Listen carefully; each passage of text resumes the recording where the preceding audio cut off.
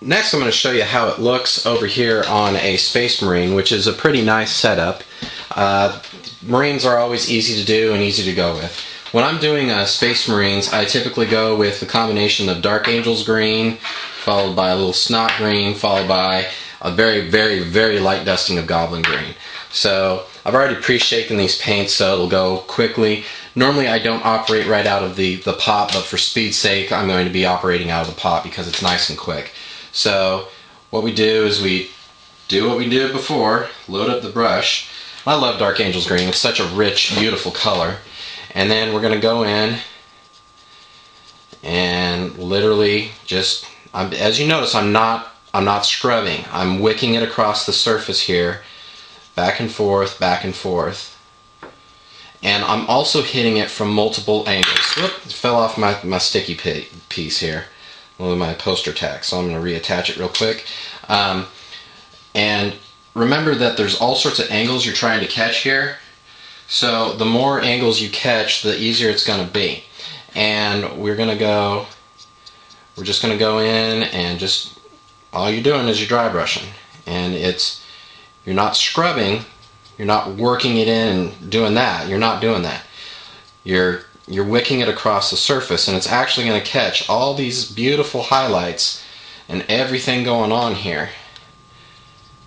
And what it's going to do is it's going to really make the model come out. Now, just for speed's sake, I'm going to go back over these areas with my other two colors and just kind of give you a quick showing of how it all turns out, and then you'll get a good idea of this. And if you notice, I'm quickly washing my brush out.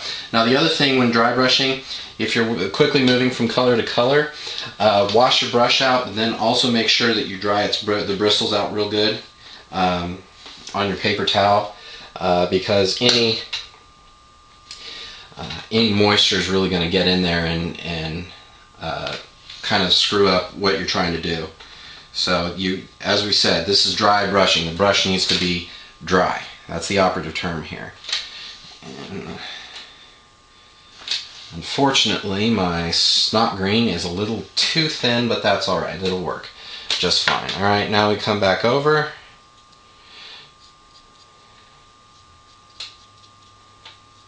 If you notice, it's now just picking it all up.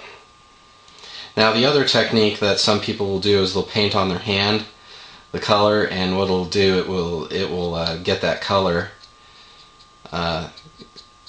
It'll wick a lot more of the paint off of the brush. Alright, so I don't know if you guys can see it here, but now if you guys were here, you'd definitely be able to see it a lot better.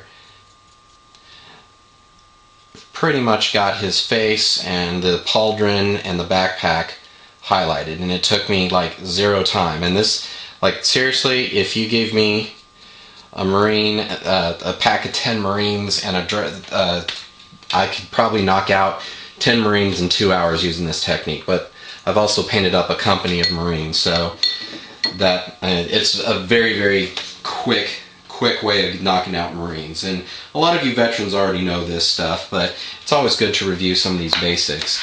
Finally, I'll use a little bit of the Goblin green, and I'm going to use it very, very sparingly here. Because when I'm done with my Marines, I don't just leave it like this. I'll go back in and I'll do a wash of Dark Angels green to kind of tone down all the colors, and it'll also help tie a lot of what we're doing together. But oops, that's a little too bright, but alright, there we go. And just use that, and I'm using this just mainly on the top surfaces just to pick out some highlights. And it's a great way to get these highlights picked out real quick and knock out a bunch of Marines in a short order of time. So, and he keeps falling off my little tack. Anyway, so there you go. Basically knocked out really quickly, and you were here to see it. If you guys got any questions, as always, post it to the comments section. And also thank you for your kind comments and replies to the last video that we did. And we look forward to seeing you guys here in the future. Thanks.